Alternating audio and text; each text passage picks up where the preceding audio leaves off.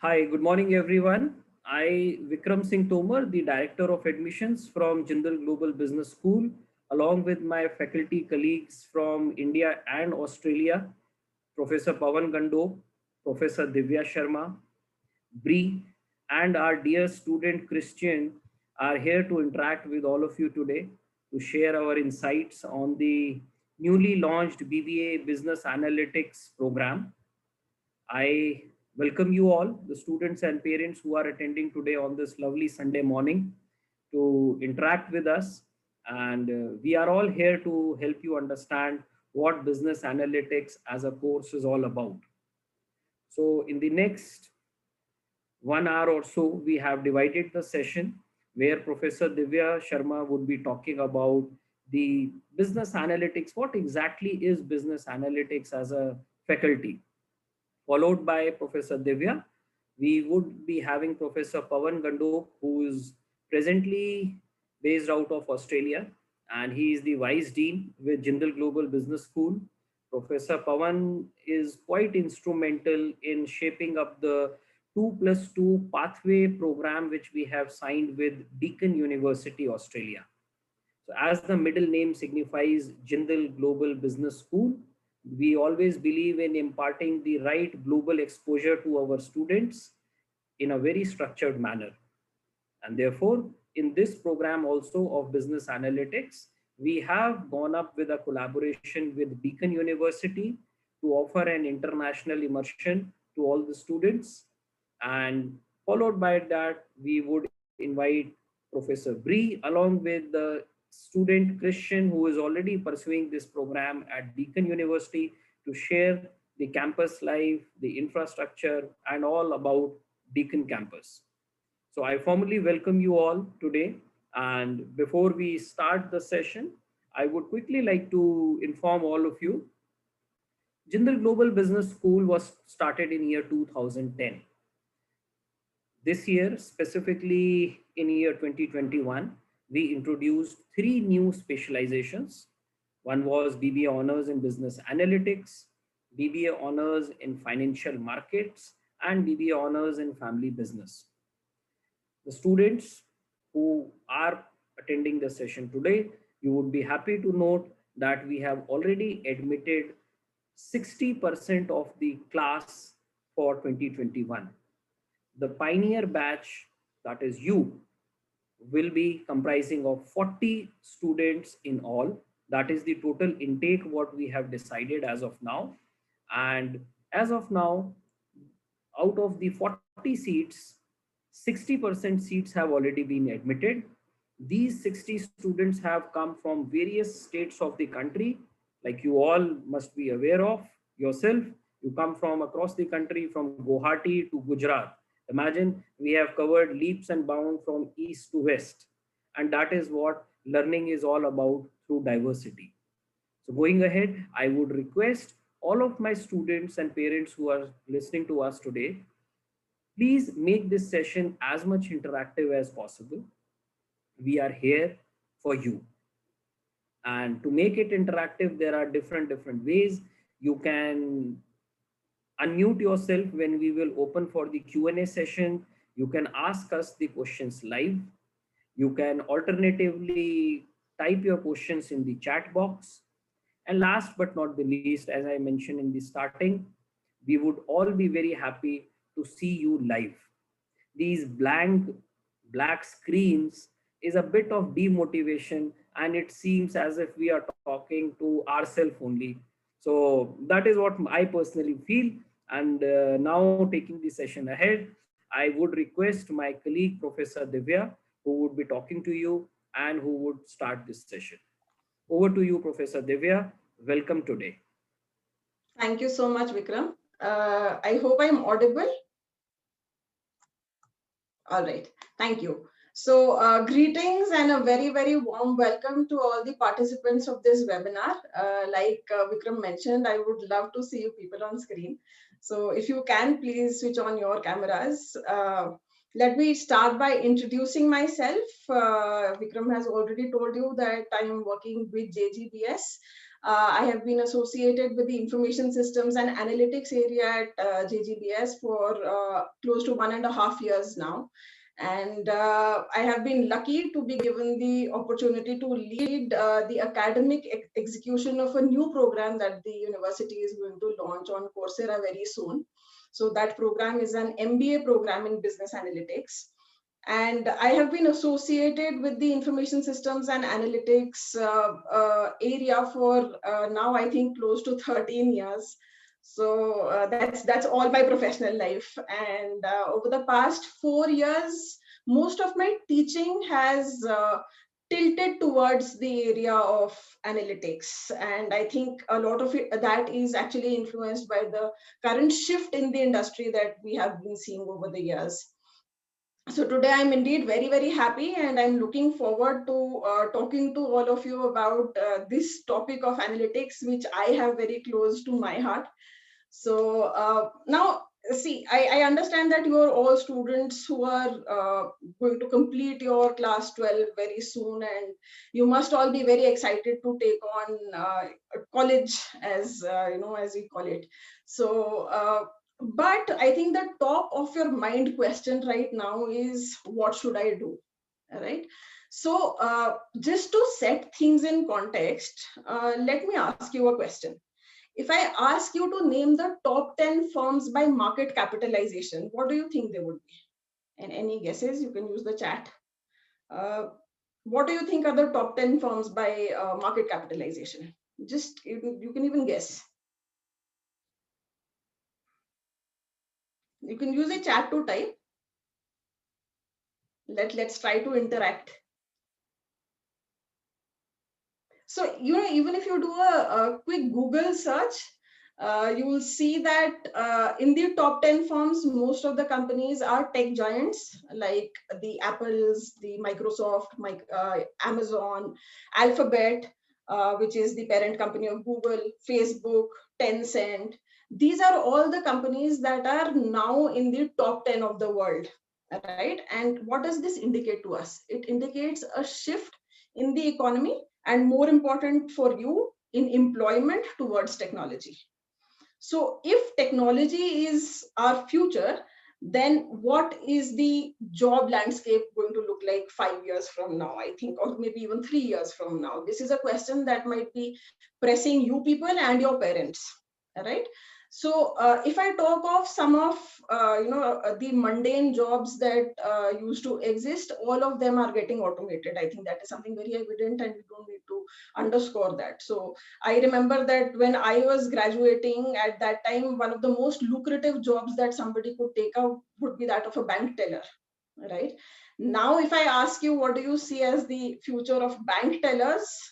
It seems very grim, right? So you have self-service kiosks, you have mobile apps, you have net banking. We hardly visit the bank these days to get anything done.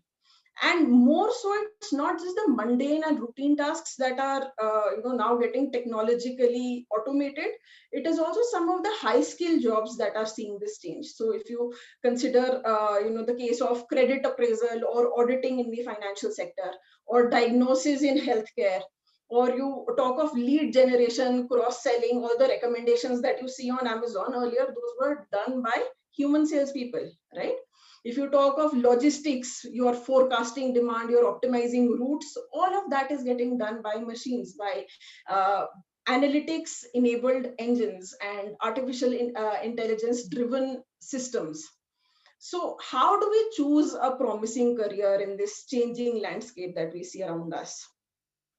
So see, the future of employment as we understand it today is most likely going to require skills where the technology will augment the human capabilities, right? So what kind of augmentation am I talking about here? Let me just put things into a little bit of context. So we all hear about the data bubble that surrounds us, right? Now, if I just give you a little bit of perspective, the total bytes of data that we have available today is 40 times the number of stars that we know of in the physical universe. So you can just imagine the amount of data that we are all surrounded with. And it is humanly impossible to process this high volume, high frequency kind of data. So how do businesses make sense of all of this data? How do businesses get around this, this deluge of data that we are seeing, all around us? And here is where the role of business analytics comes in. So business analytics, if I can, in the simplest of words, if I have to put it, it is basically the application of different kinds of tools and techniques to draw insights from data. So many times students and even parents tend to confuse business analytics simply with the crunching of data, right? Just processing data, throwing out numbers, putting in numbers and getting out numbers. But the essential aspect of business analytics is the ability to understand the implications of the data in the context of business. So obviously there are these technological tools, techniques that will do the number crunching, but the essential skill of a business analyst is going to be that of being able to draw insights from the data that you are able to process through different analytics techniques. So if I give you a few examples of the kind of things that business analytics helps us do. So if you talk of customer experience or you talk of product performance, analytics can very well help you in improving and enhancing these aspects. If I talk of the financial sector, you talk of fraud detection or forecasting company performance. There again, analytics has a very, very essential role to play. If we talk of the domain of even human resources in organizations, so trying to gauge employee performance, trying to gauge employee satisfaction, helping reduce organizational attrition, these are all different examples of the applications of business analytics. So overall, if I have to put it, business analytics helps organizations in optimizing costs, in improving processes, in overall generating higher returns on investment. That is why you see all this hype about business analytics. This is the reason why business analytics is becoming so very important for organizations these days. And to just give you a little bit of peek into the kind of companies that are hiring business analysts these days. So obviously, if I talk of the tech firms, there are Google and Amazon and Facebook and companies like this. Retailers, very large retailers like Walmart, they are hiring business analysts in huge numbers. If you talk of manufacturing, you think of companies like General Electric and Bosch. They have huge requirement for business analysts. Then most of the consultancies that we know of have established specific analytics wings. So in BCG, in EY, all these companies have a demand for business analysts. Telecom companies like AT&T, e-commerce firms, financial sector, Goldman Sachs is one of the largest hirers of business analysts. And if we come closer to home, we have a very, very vibrant IT and BPO sector in India. So Wipro and TCS are among the largest recruiters of business analysts. And just to give you a little bit of insight, this came from a close friend of mine just a few days back. So if you consider the government sector, right? So most of the electricity distribution of electricity in India is controlled by the government. And you will not believe that the discoms like Power Grid are heavily reliant on analytics. So typically we don't really tend to relate, these cutting edge high-end technologies with the government. But the amount of analytics that Power Grid itself is using is enormous. So starting from predicting whether a customer is going to pay a bill, to predicting what the load is going to be at any particular peak time, all of that is being done by analytics. So analytics these days, it is something which is very ubiquitous. It is very, very important for businesses. But why should you take up, a BBA in analytics? Why should you pursue this? So it's not just because there are these lucrative, high-paying jobs. More importantly, right now, a pressing challenge for this industry is that there is a skill gap. So some of the estimates suggest that there is over a 50% skill gap in this field. And if I go by the statistics that were released by the US Bureau of Labor Statistics, they have projected that the business analytics jobs are going to grow faster than the average of all other occupations. So you can see the kind of future we are seeing for this domain. And if we consider the current COVID pandemic times, business analytics has been among those few industries that have actually seen a growth even during this period. So as prospective students who are going to join the workforce 3 years or 4 years from now, I think it makes a lot of sense for you to positively consider this kind of a domain for your future. Now, let me just preempt a few of your questions that that typically come to us from students. So, why should I do a BBA in analytics and not do a BTech or a BE or a BSc or a BCA? These are questions that very often come to us. So, you have to understand the differences between all of these domains to make an informed choice. So typically when we talk of these technology focused graduation programs like BTech or BSc or BCA, the focus in all of these programs is usually more on the technological aspects. So you will be taught how to develop algorithms. You will be taught how to work with different technologies, right? The essence of a BBA in analytics is slightly different. So a BBA in analytics will be adept or will be taught during the program to not only use the different algorithms or advanced techniques that would have been developed by a BTech, by an engineer or a BCA or somebody who's done a BCA. So you will be taught how to use those technologies.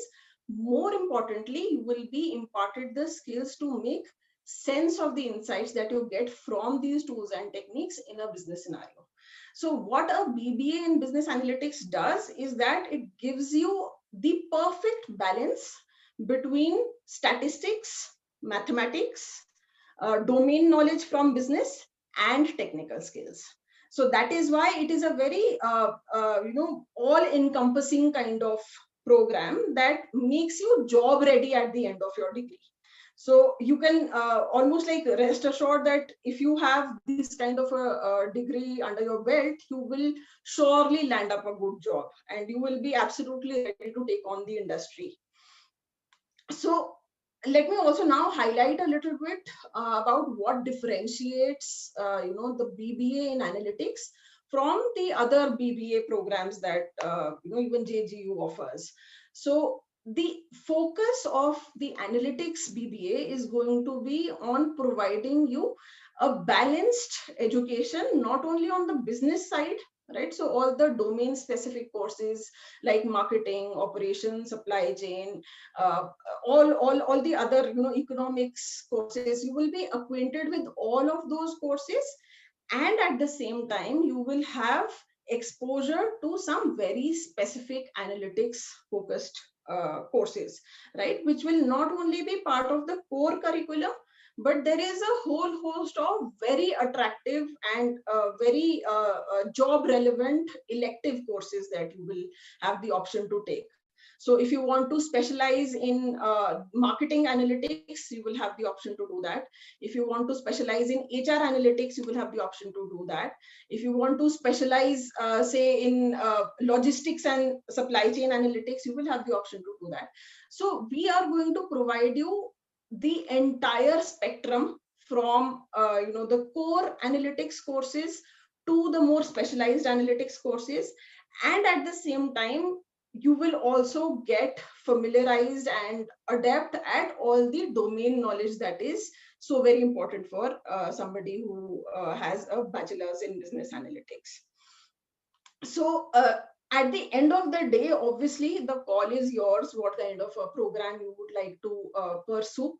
But I would like to tell you that if you are somebody who has good critical thinking skills, who has good analytical capabilities, you might be a good candidate to make a career in an analytics field. So many times students say that analytics is all about mathematics and stats. I'm not good at maths. How will I pursue this kind of a program, right? So I agree that an appreciation for mathematics is a good to have thing for a program in analytics. But the focus of a BBA in analytics is going to be about drawing insights, right? So the more essential skills for you will become things like critical analysis, critical thinking, analytical approaches to solving problems. So if you like solving problems, if you are good at communication, so communication is another very very essential skill for business analysts, because at the end of the day you have to communicate what you have understood from data to a client or to your business heads. So if you're good at communication, you like to take on challenging problems, you're good at identifying problems, then this is absolutely an area that you can excel in. So and let me also talk a little bit about JGBS as a school where you can pursue your BBA in analytics. So let me tell you that we have now quite a large pool of our faculty who are working in different domains of analytics, both from a pedagogy teaching perspective and also from a research perspective. We have a very very vibrant faculty from all over the world, so they come with very diverse, rich kind of experience and academic exposure, which I'm sure that it is going to help you in just providing you a launch pad into this domain of analytics. And obviously we've been lucky and we are very happy to have partnered with Deakin, and I think Professor Pavan will talk about that a little more. So that is, I think, the feather in our hat for this program. So I would really, urge you all to consider this kind of program very positively as a good candidate for your future, because it is something that is upcoming, that is going to change the way that organizations work and the way that the world works. So I think that is all from my side. And I'll hand over to Vikram now. I'll be happy to take questions now or later as Vikram suggests. Thank you. Thank you, Professor Divya. Indeed, this is a very important question which many a time students asked me also about what is the level and importance of mathematics as a subject. Because I remember when I was in class 10th, 11th, we always had this phobia of word mathematics. It sounds so heavy, and we all have grown up in that culture in India that we always say if you take commerce, you should have commerce with mathematics. Commerce without mathematics is something which you are losing out. So I often encounter with such questions from students, and I'm happy that you have taken this as a teacher from your side. So friends, we all have heard Professor Divya explaining what difference does a BBA in business analytics as compared to a BCA or a BTech is all about. You are acting as a bridge between the technical guy and the client. So there comes the role of understanding the business problems, understanding and improving your communication, your listening skills. Everything comes into picture in a big way. And as part of our next process, as I mentioned you before, that this year when we launched this business analytics program, we we did not want to do anything common which everybody is doing, and we want that whatever we want to teach you should give you a purpose in life, try to make you future ready. That is very very important, because future, you all have seen that in the last 1 year itself, when we started with this pandemic situation across the world, our lives changed in the entire way. Be it having your online classes, be it having attending such webinars, these interactions. There are not many things which we witnessed in the last 1 year, which we have never thought of before. And change is the only constant in life. You all need to understand, are you future ready? And when we say future ready, we must be able to understand what future would tentatively look like. then only you can think of making yourself ready for future. And Professor Pawan helped us to look into the future. And then he went in a collaboration and he said, we must give an opportunity to our students who would be coming in this class for a very important aspect of global education, how globally analytics as a career is coming up. What Professor Divya also mentioned by giving you various examples of top industry giants.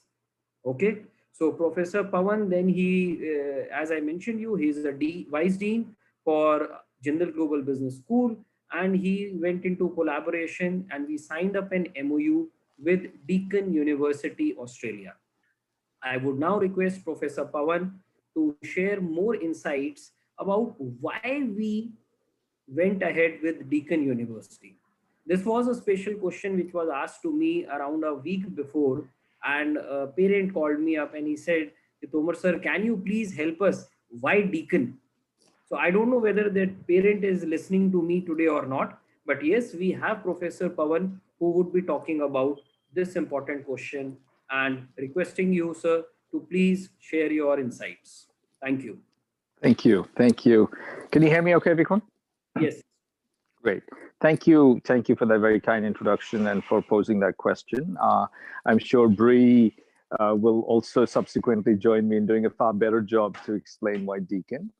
But let me certainly have my attempt at that as to why we thought of Deakin. And that's simply put for two reasons.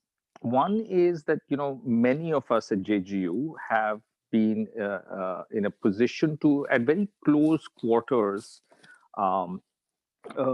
interact with Deakin for a very long period of time and see, the tremendous strides that Deakin University has made. And from that very deep and close interaction at various levels of the university's leadership, on both sides, on the JGU and the Deakin side, we've had an opportunity to really understand their strength of commitment to India and to educational innovation.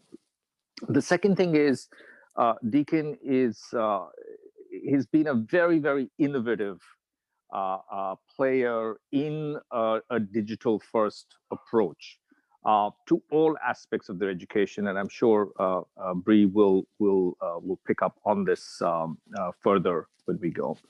And the other components that we wanted to talk about was also as part of the close relationship with Deakin, and because of their very innovative approach consistently over a long period of time and their commitment to India, it meant and translated into their willingness and ability to participate with us at a very fast pace and bring this BBA analytics articulation pathway to our students. Many other partners,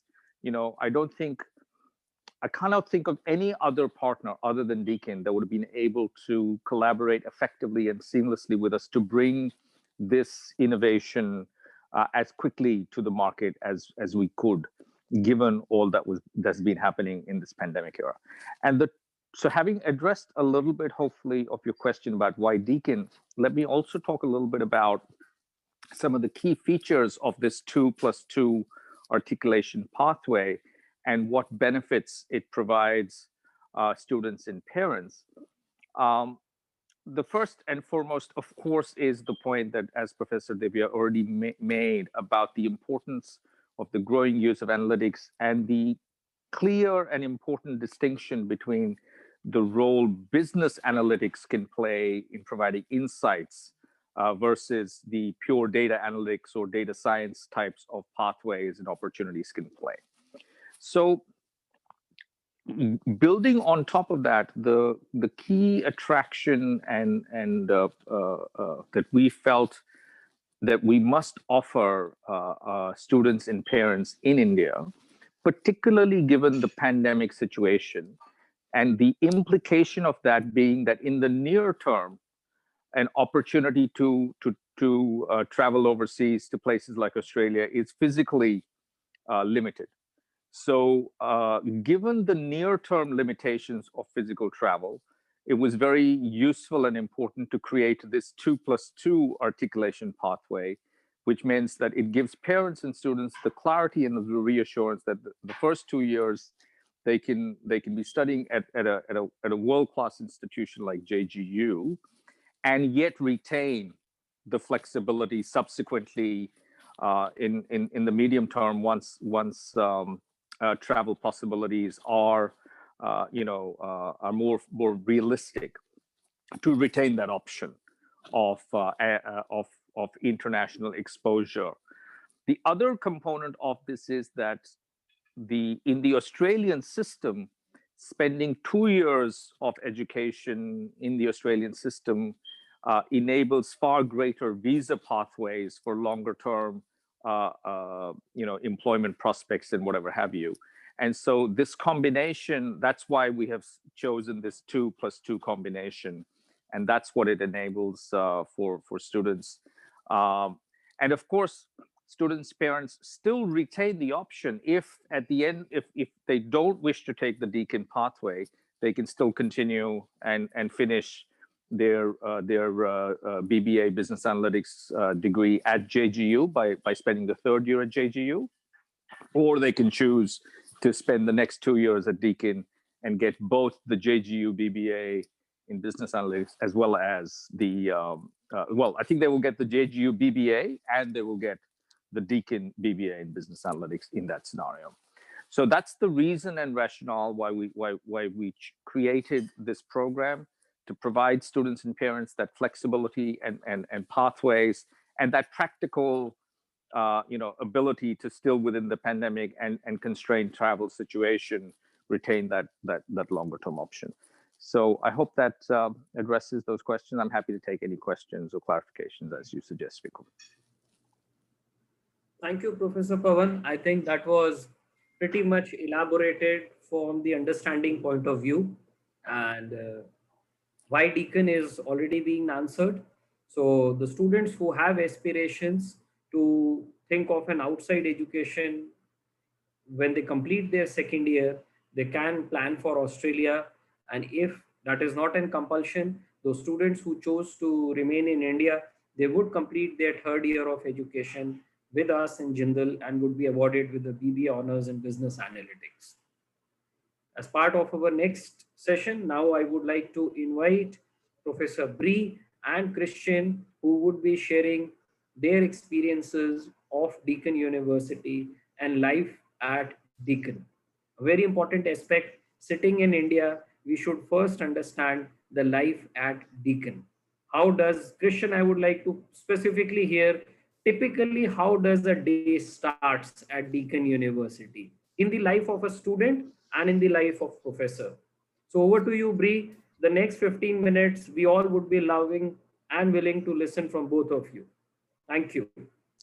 Thanks, Vikram. And I'm also so thrilled that you've upgraded me to a professor. I feel very, very important, and I'm certainly not. So thank you so much for having me. So my name's Bree, as Vikram's kindly introduced me, and welcome to everyone. Thank you so much for joining us today, and we hope that you're all keeping really safe and well here from Deakin. So we've all been thinking of you very much over the past few months, and just know that exactly what has been said earlier, Deakin and India have such an incredible relationship going back 26 years now. I hope I've got that right, but I think it's about 26 years now, which is very long for any international institution to be involved in India. And we are so incredibly thrilled to partner with the Jindal Business School. So this is absolutely an exciting opportunity for Deakin as well as the Jindal students to be able to partner and offer this really fun and incredible and really rewarding course, because you get to have 2 degrees, really only doing 1 extra year, which is something that you probably didn't think would have been possible before. So in addition to me talking to you for the next little bit, I'm going to try to integrate Christian mostly. Christian is one of our international students studying at Deakin in our business analytics degree. So this course that you'd be looking to come and study with us. So Christian's so kindly joining us today from Melbourne. I think you're in still, Christian, aren't you? Yes, I'm in Melbourne at the moment. Beautiful. So I'm going to try to really focus on getting his insights as we go along and understand why Australia, why Deakin, why this course, all of that type of thing. And I'll also get Christian to talk about, do I really need maths? Because I know that question gets asked so much. So while a professor can say it, let's hear what the student really thinks. So we'll get started. Now, can you see the proper screen, the proper presentation screen? Beautiful. I'm getting nods. Now, I can't see how to change it. See if we work. Okay, perfect. So we're just going to start with a little bit about why studying in Australia, because you know you have so many different opportunities. Do you want to stay and study at home and keep working at home, or you look at different countries around the world and you have to weigh up your options? So I'll get Christian to share in a minute his experience in Australia, but I always start with safety, because if we've got parents on the line in particular, and knowing how young our students are when they come and do a bachelor's degree with us, you want to know that your child is going to be safe. So not only at Deakin do we have incredible security and on-campus accommodation for students to ensure that your children or yourselves will be safe. In Australia as a country, it's an incredibly safe country. We've got some of the lowest crime rates around the world, and you can really know that you are sending your child somewhere where we are going to be taking care of them, both as a country, a state, and also the university. So please, please know that we will always take care of your lovely, lovely children, or yourselves if we've got the students on the line. Healthcare is such a big thing, particularly at the moment. Australia is one of the leaders in global healthcare. We have really good opportunities for our international students as well, having healthcare on campus for them too, and as well as world-class facilities at Deakin. We do medicine and nursing as well outside of these courses, and our nursing is ranked as one of the top in the world, because Australia is just known so reputably for our nursing. Quality education. So you're obviously studying at one of the best institutes you could be in India anyway, but you can double that by coming into Australia, and you get really great education wherever you're going to study. But the thing about Deakin that was already touched on is how innovative it is, and how progressive we are in our areas of study, which we'll touch on a little bit in the future. Living costs and work rights. So we just heard that if you study with us for 2 years, you actually get that opportunity to stay on for another 2 years and work after you finish. So you get 4 years in Australia, and then we don't know what will happen after, but you might carve out a career for the rest of your life in Australia, or take your career globally anywhere that you like after you've gotten those incredible 2 degrees from both of our institutes. Living costs. So people think that Australia has quite high living costs, and true, compared to India, absolutely true. But we also need to take into account how much we earn. So you can see down there salaries. So I've put in there post-study work rights that we've talked about, but also your salary is going to be comparable to your living costs. So whilst it's inflated in terms of how much you might need to pay for a packet of chips or your bottle of water, what you're going to earn when you're working, whether that's part-time or in your ongoing job, you're going to be earning quite a lot, because we have a minimum wage in Australia of about 20 Australian dollars per year. And I still can't get my conversion completely right, but I know that it's roughly 50 rupees to $1 Australian. So some other maths genius, clearly not me, can do that for me. I can see. Sorry, Brie, that's $20 per hour. Thank you. Sorry. I always do that, don't I? Every time you have to correct my terrible maths explanations. Cultural diversity. So this is really important. You want to come somewhere where you're going to, feel like you fit in. But in addition to fitting in, you don't just want to come and study with everyone from the exact same country, because why would you move all the way over the world, halfway across the world for that? So you're going to be mixing with people from all different countries, all different backgrounds. And in Melbourne specifically, I think it's 1 in 4 people who live in Melbourne, their parents or themselves were not born in Australia. So that shows how culturally diverse we are. The other really important part of that is when you are missing getting some of that home cooked food that your mum or your dad used to make for you, you will be able to find it somewhere in India. And we might need to let Professor Pavan share with us the quality Indian restaurants that we can find here in Melbourne, but you name a dish and you will be able to find it here. And then of course, travel and wildlife. You've probably heard of our beautiful kangaroos, our koalas, all of that's locally around, but also you can probably see this picture that I've sort of blurred in the background.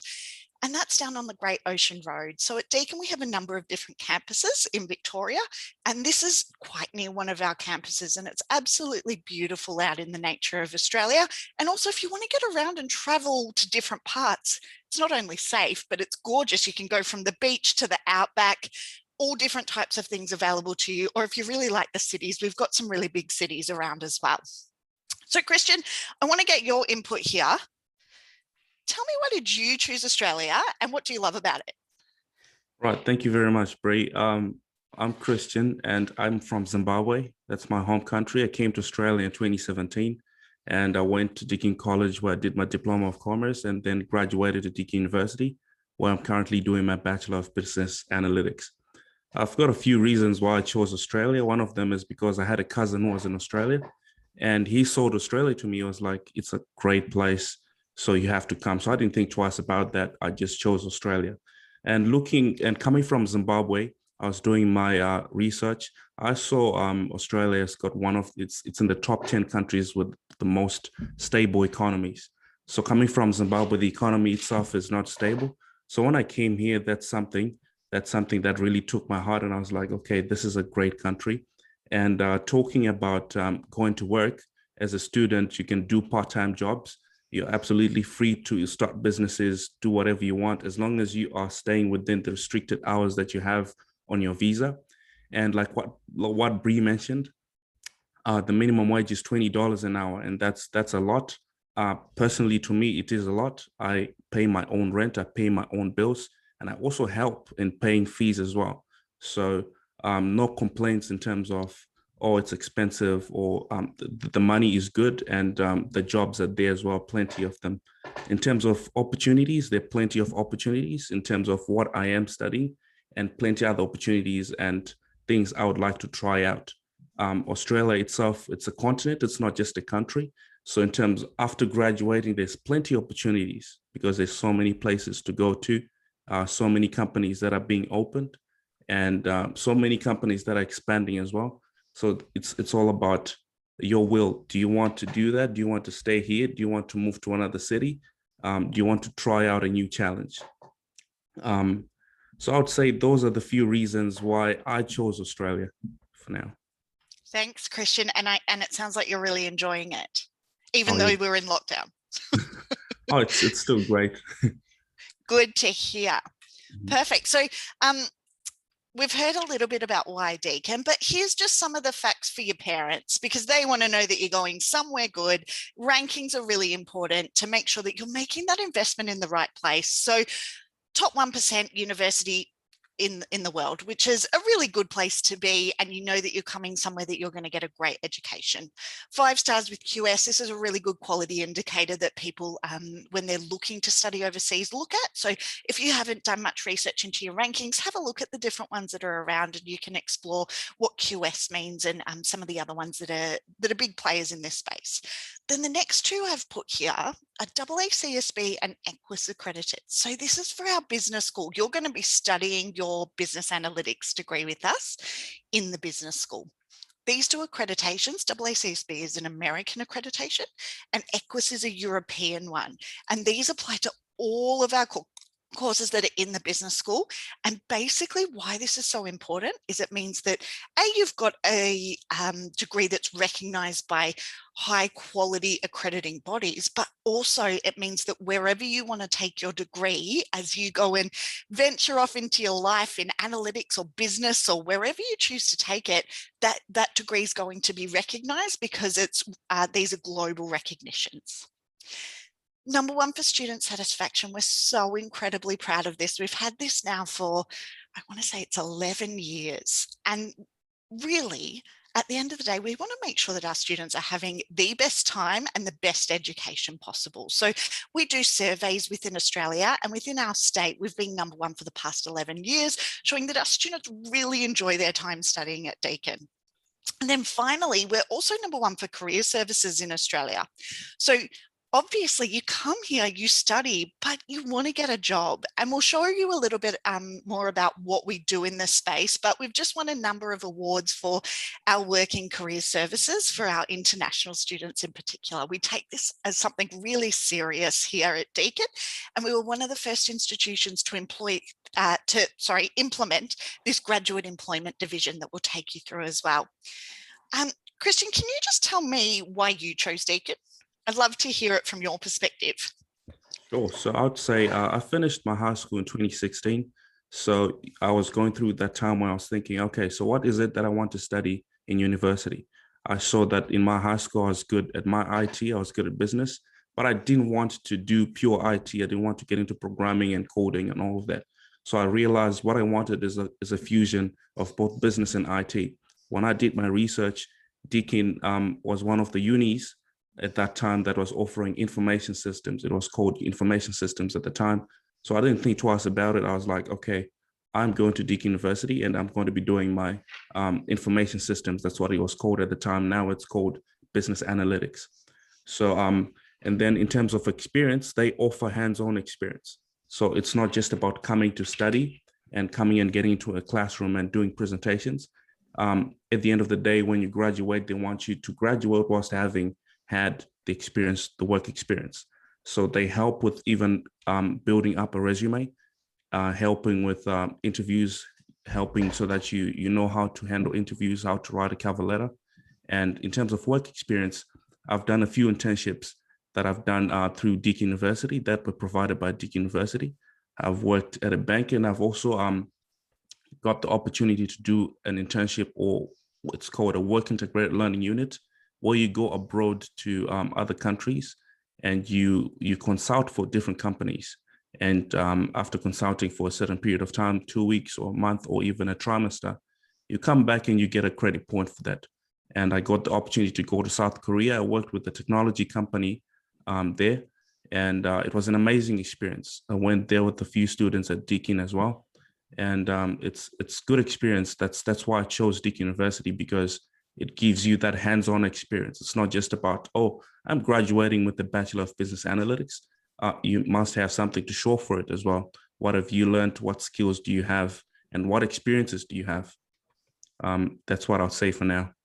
Thanks, Christian. Yeah, you're exactly right. That big emphasis on work integrated learning is so big for us. And you've just heard Christian mention that he's gone and done an internship overseas. So we have lots of global connections for you to be able to go and do that, but also in Melbourne, because we know you want to get a mixture of experience. So Christian's done them both internationally and at home. So we assist with all of that, and you can do that as part of your degree.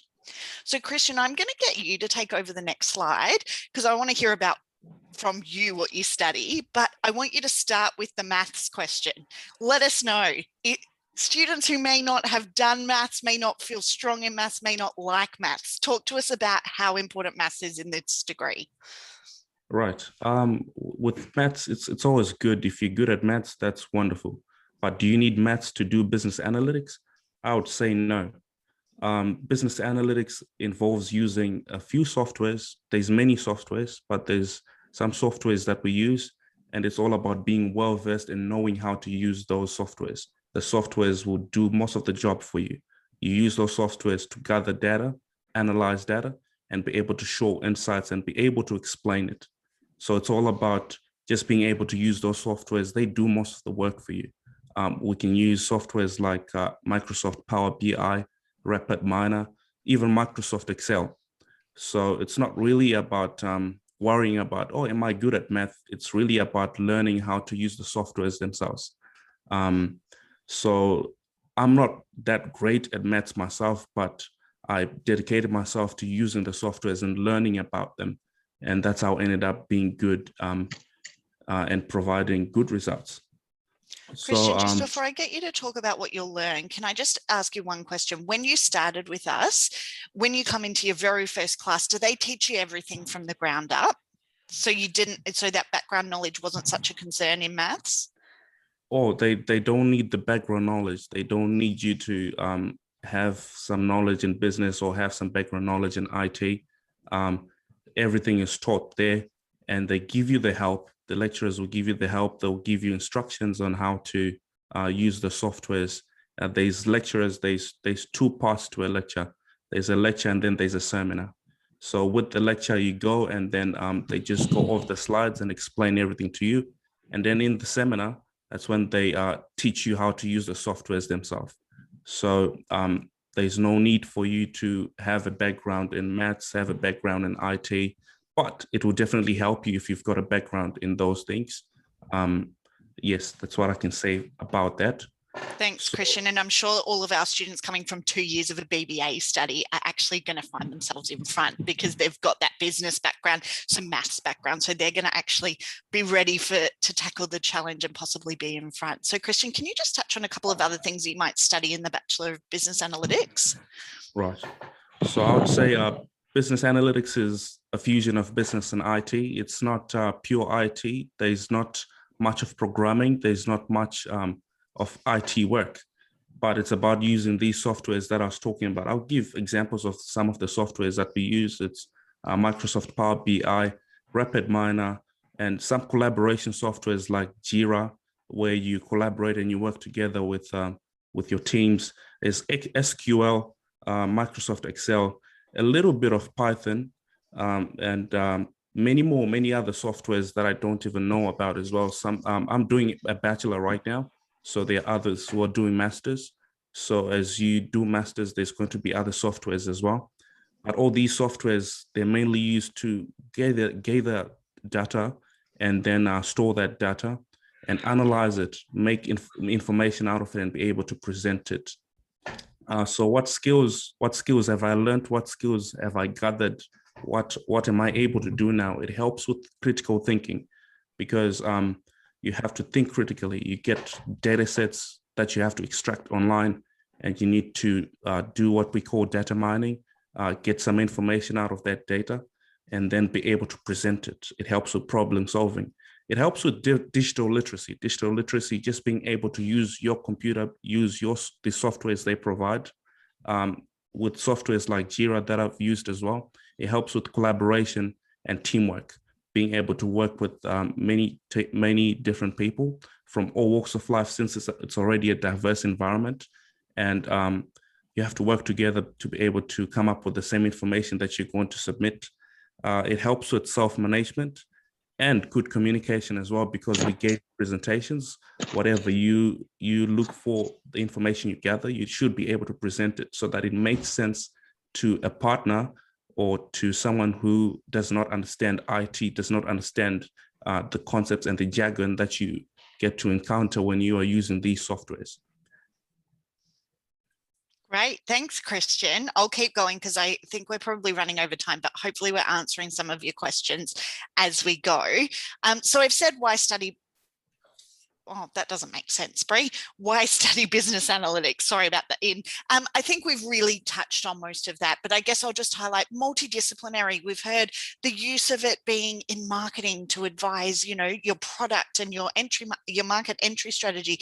Then also health. We're going through a global pandemic. The use of analytics in that is extraordinary to be able to help governments make decisions. And I think Christian's just touched on a really good point, is that it spans over all these disciplines, but fundamentally what you are is you're that conduit between looking at the data and making it palatable for the business decision makers. So you're that person who helps to drive that decision making by analyzing and interpreting the data into a form that is digestible for people who don't have the expertise that you will.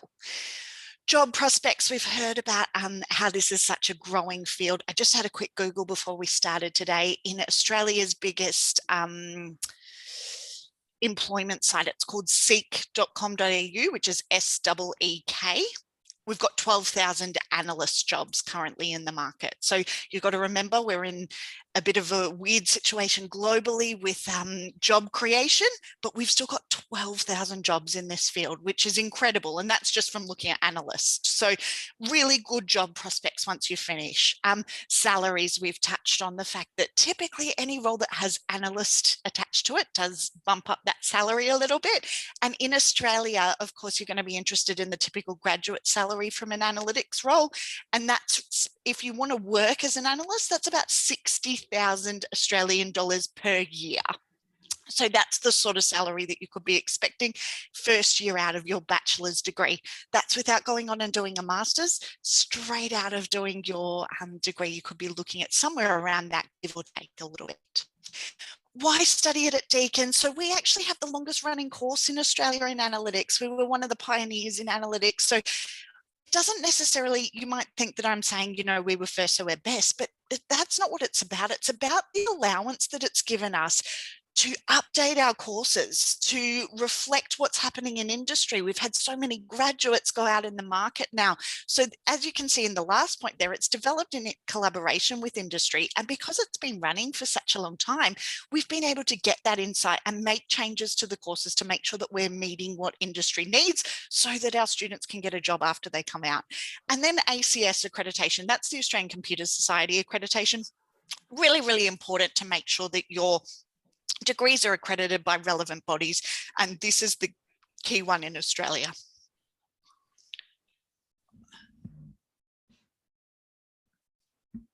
So I just want to quickly touch on facilities and services that we have here at Deakin. You can obviously read those. We do have accommodation all on campus for students. This is a really good option for students, in particular in their bachelor's. It's a really nice way to make friends. We have study support medical centres on campus, which can include physical, mental, all different types of assistance that we can provide students. Deakin Talent, that's the career service that we talked about that help with resume writing, interview skills, and even just an introduction to the Australian workplace. So we're going to probably operate a bit differently to what you would be familiar with in India. So they'll talk you through how a normal workplace operates in Australia, library, online, on campuses, fitness centres for people who want to go and work out at the gym. And then I'm going to go back to the top, which is peer-to-peer mentoring. Christian, you're a mentor. Can you talk us a little bit through quickly, because I'm so sorry I've taken far too long, but just quickly what that means for students? Sure. So I started off as a volunteer mentor. So I was volunteering to help students to settle into university life. I help them to, if they have any questions about classes. I've done a diploma of commerce, and I'm doing a Bachelor of Business Analytics. So any student in that field as well who needed help with assignments or interpreting assignments, or help just about the uni, they want to know where the gym is or how they join clubs, I would be able to help with that. Fortunately, I also got the opportunity to get a paid role on that. So that will be called the drop-in station mentor. So it's pretty much the same job, but now it's paid. So it started off as a volunteering. So depending on what units you're doing, if you're doing math, for those who are doing health sciences, for those who are doing IT, business, there's always mentors for everyone who are also students. So they give you the experience they have had as students as well. Thanks, Christian. So good to hear. And getting engaged in uni is really, really important for students. We often find that they're the students who succeed the best. So it's great that you're getting so involved. And then finally, I'll just quickly show you the social activities, because in addition to studying, like we've all talked about, we also want you to have fun when you're at uni. So there's heaps of different clubs that you can join, heaps of different sporting organizations within the university itself. And then also, if you can't quite find the sport that you're looking for, there's so many local clubs that people can join. And if you're really great at cricket, soccer, etc., you can go into high-level representative clubs and potentially even look at getting paid for playing, which is exciting. Christian, you do sports in and out of Deakin. Can you just quickly tell us what those are? And then I'm going to hand back to Vikram. Right. At Deakin, there's so many sports. You just have to go on the DUSA, Deakin University Student Association website, and you'll see all those sports. There's options to join. I've represented Deakin University whilst playing futsal and handball. And outside of university, I play rugby. I've always played rugby since I was young, so I joined a rugby club. Not that Deakin doesn't have rugby, but Deakin has 2 campuses that are close by. So there's one in Melbourne and there's one in Geelong. So I couldn't travel all the way to Geelong it's just a 1 hour drive, but I just didn't want to travel there. So there's many other sports that are on the other campus as well. But yes, that's why I'm playing rugby outside Deakin. But there's opportunities to represent Deakin at national level where you go and compete with other universities. And it's fun. You get to meet a lot of students, get to meet a lot of people, get to travel as well. So, which is just amazing. Thanks, Christian. I really appreciate it. I've definitely taken up our share of time. So I'm going to hand back to Vikram now, who can continue with the session. Thank you, Christian. Really appreciated your insight there. Thank you, Bree and Christian. It was indeed a very important insight, and I got to know many things which both JGU and Deakin have in common. Through that slide which you mentioned, very recently in India, Jindal Global University was adjudged as an institution of eminence. And there are only 3 private universities in India which the government of India came up with this kind of a prestigious announcement. We are also a part of AACSB accreditation. We have been already putting the business school for that. Third and the foremost is both the institutions care for the students. That is lovely because we are also a fully residential campus. We also believe that 24-hour study or even 12-hour study is not something which we should do. And physical activeness and mental activeness is very much required. So sports is in the blood of JGU also. And last but not the least, the student diversity. Because I personally, as a director of admission, I always believe that we learn from our peer group. Who is sitting on left and who is sitting on right will surely going to make us future ready in some way or the other. So if I am from India and I'm sitting with Christian in a class of analytics and I'm studying analytics, he's teaching me something which is more important in terms of food, culture, literature about his country. Maybe I may land up in a job or an assignment to his place, and this learning will help me 10 years later. So I got to know, Professor Pawan, you have done a remarkable job of having Deakin with JGBS. And I surely believe that in long term, students who are aspiring for a study abroad opportunity would understand that when we go and sign up with MOU with any foreign university, there is a lot of homework which we have to do in terms of matching the curriculum. It's not merely going out of India and for a picnic or something. Some value addition needs to come back to you. So I think we are dot on time. It's been an hour. We all have been talking too much. Yes, Professor Pawan. I think there is an important question on the chat about the tuition fees. So yes, perhaps we should just address it. Yes, now I was about to say, students, I would request you once again, it would be much better if you can switch on your cameras, unmute yourself, instead of putting a long typing, giving a problem to your fingers. Let's talk. This session is for you. We all are trying to listen to you, and please talk to us if you have anything to know about academics. Professor Divya, Professor Pawan is there, and I would be happy to help. We would be taking your questions in the chat box also if you have written, slowly and gradually, one by one. So let me open the chat box.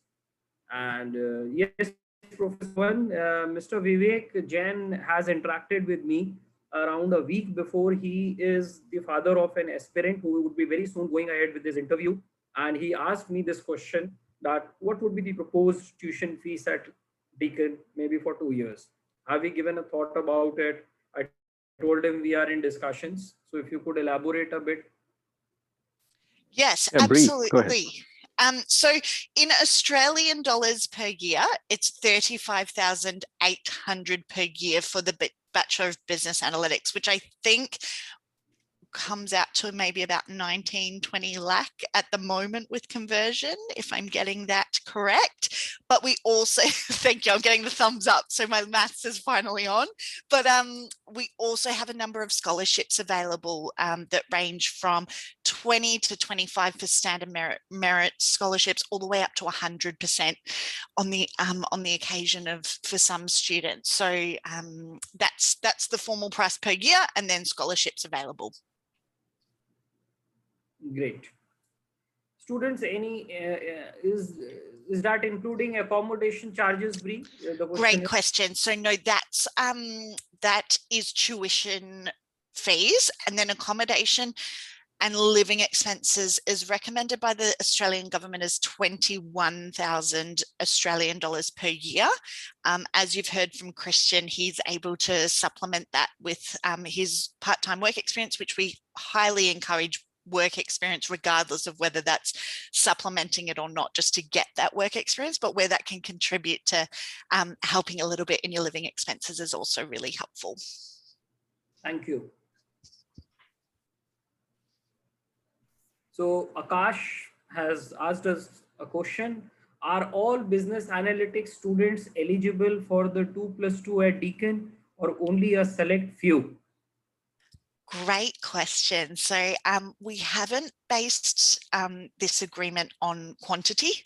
So that's not where we've been looking at all. We're looking at a quality partnership. So we've agreed between OP, Jindal and Deakin that all students who enter into this pathway, provided that they meet the minimum average mark and can do their English exams and visa requirements, absolutely come on through. We haven't set any limitations. We've worked really closely to ensure that we have a great quality partnership that enables any student who enters this to have the opportunity to come through. I believe, Akash, we have taken up your question. It would be open for all, but yes, academics is very important because you are our future brand ambassadors on the Australian soil. So we would like to send the best of the students. And when I say best, it doesn't mean only getting a 90 or 95%. Your personality, your communication, your behavior, everything at Jindal would play a role when the selection process would start. So Ms. Savita asks us a question. Hello, sir. I want to know the difference between the courses which we do in JGU and Deakin. Well, since I'm off mute, I guess I'll just keep on going, but JGU, feel free to jump in here, but they are two different degrees. So what you're actually going to be doing at JGU is getting a Bachelor in Business Administration. So you're going to do business, solely focusing on business there. And then you're going to come to Deakin and you're going to do a business analytics degree, and you're going to graduate with both degrees. So one from JGU in business and one from Deakin University in business analytics. So I'll hand back to them, but fundamentally you're getting two different degrees that will complement each other very well in the marketplace. I just wanted to just further compliment what Bree's saying. I'm not sure I really understand the question that has been posed, because actually the question is really the difference between what do you study in the first 2 years of a program versus what do you study in the later 2 years of the program.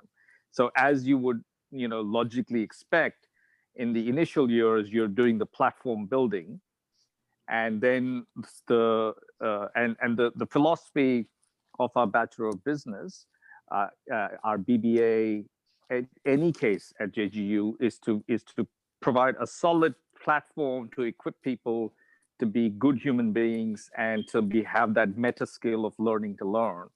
So that's the platform building that's happening in the first 2 years.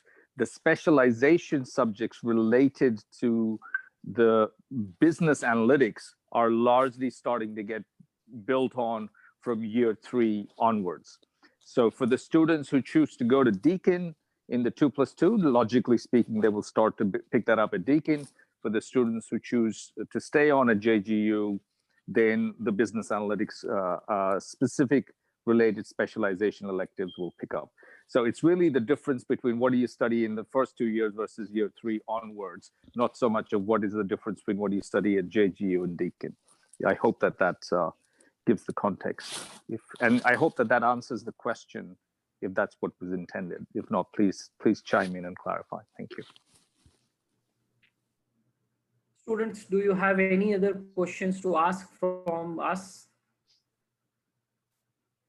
Because if there are no questions in the chat box, I believe the entire purpose of being here today is all done. You all are quite happy and convinced that whatever decision you have made, it is in the larger benefit of your career, and you have full confidence on us that we are all here to help you understand, make a sound career.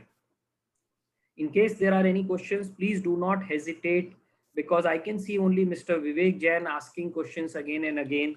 And it would be much better if we have got 25 odd students to, there definitely you would have something in your mind. But don't stop yourself from asking. You will not get this opportunity again to talk to them live. After BBA from Deakin, is there MBA too? Bree, this is a question. And do you recommend? Yeah, look, Vivek, there absolutely is. There are a number of opportunities that students can look for. It really depends on what the student decides to do in their bachelor's. So if they decide to stay in India and complete their bachelor's degree and then want to go immediately into a master's, absolutely, they can come and do an MBA, or they could do a master's in business analytics. So there's a number of options for students in that regard. If the student's coming to Australia, though, to complete the 2+2 program, so they'll have both degrees once they complete with us, our recommendation would actually be to try to go out into the workplace and start to get some experience. It's very common here for students after a bachelor's degree to go straight into the workplace and start to build their career, and then look at an MBA or any other type of further study a few years into their working life. Looked at no problem at all from a organisation perspective. This is very normal in Australia. However, if you do want to come and do an MBA straight away, we absolutely have that available for freshers as well. Thank you, Bree. I think that same goes with us in Jindal also. We also have this plan that students who aim to complete their BBA honors in business analytics, they should think of taking up a job, get some practical experience first, and then plan to do their masters. Because whatever curriculum we are aiming to teach you, you should be able to supplement it in the real knowledge in terms of your work also. And once you have 2 years or maybe more years of experience, then obviously masters is required. So we do have now, slowly we have been able to break the ice. As always, it's been the tradition when we are always try to close, students try to motivate and pop up the questions. So Shobhit ask us a question: will you be helping in arranging, Shobhit, arranging for the internship after each semester?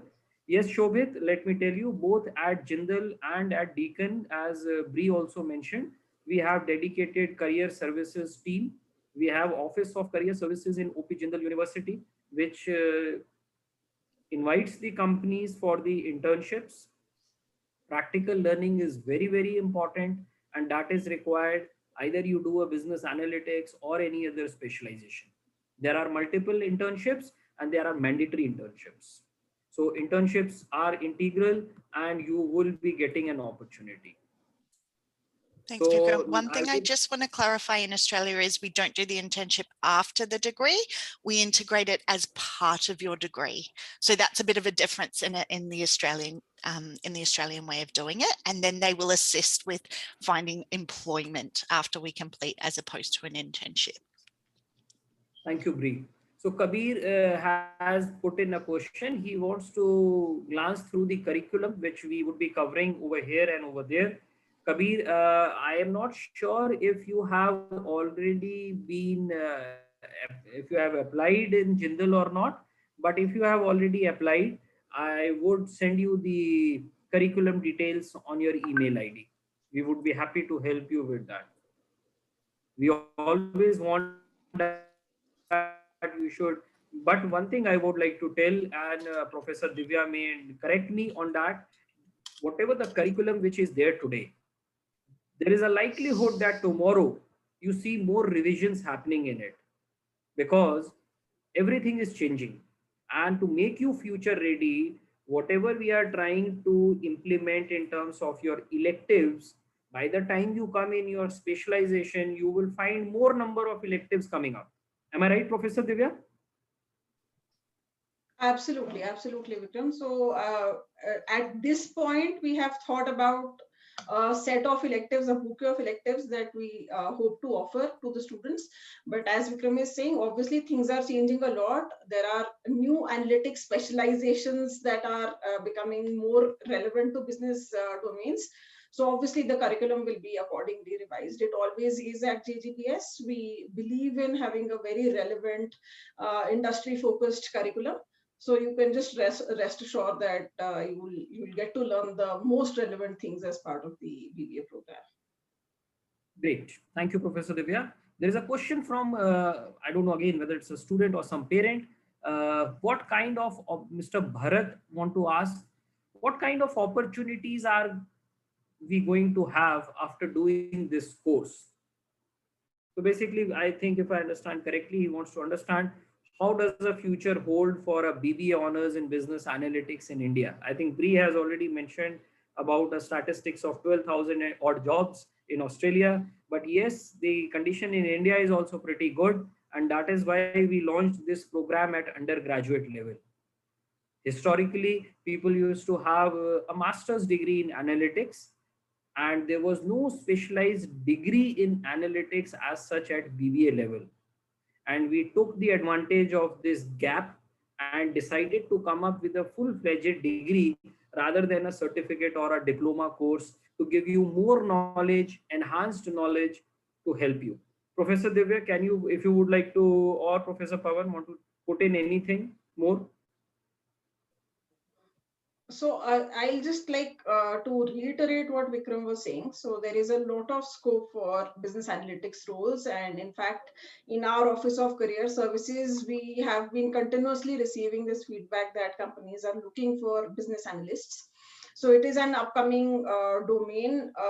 Like I had mentioned earlier, a lot of the Indian industry is IT focused, right? So a lot of the IT BPO sector is looking for business analysts. So I think there is ample scope for employment in India as well. So even though we typically tend to focus on the world figures, but even in India there is an immense scope for business analytics roles. Thank you. I think it's already 12:20 over here, and students, I would be sharing the recording of this session with all of you. And if in case you have anything more to discuss, please do not hesitate to write an email to us. As faculty, Professor Divya and Professor Pawan would be happy to help you understand how analytics is all about. And in the coming days, we would be having more such lectures to help you connect and understand the future of analytics. So it was indeed a very good session. And as I told you, students, admissions are on first come, first basis.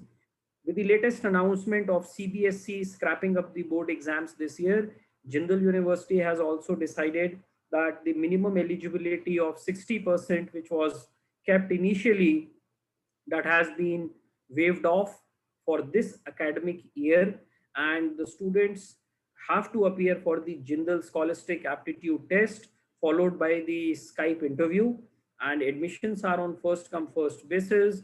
And once we are done with our 40 seats, since it's all online, first come first serve basis, and if there are students, we would be keeping them on wait list, because if there is any refund or cancellation, the wait list will be cleared.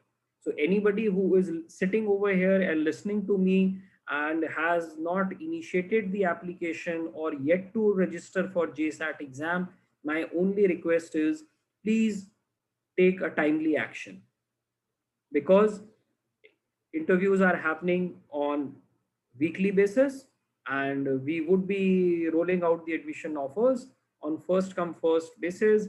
Hopefully, if everything goes fine, the online classes, because we believe, I think so, nothing has been officially conveyed, but yes, I think from 1st of August, we are gearing up to start our academic session in India at Jindal. So with that, I would like to thank all my fellow colleagues who joined us today from India and Australia, and especially to Christian to help the students understand and connect with the real world, along with my colleagues from IT and Parul, who has been a big support to help you understand all about JGU, JGBS, and Deakin. Thank you all, and looking forward to meet you all very soon. Stay safe, stay connected. Thank you.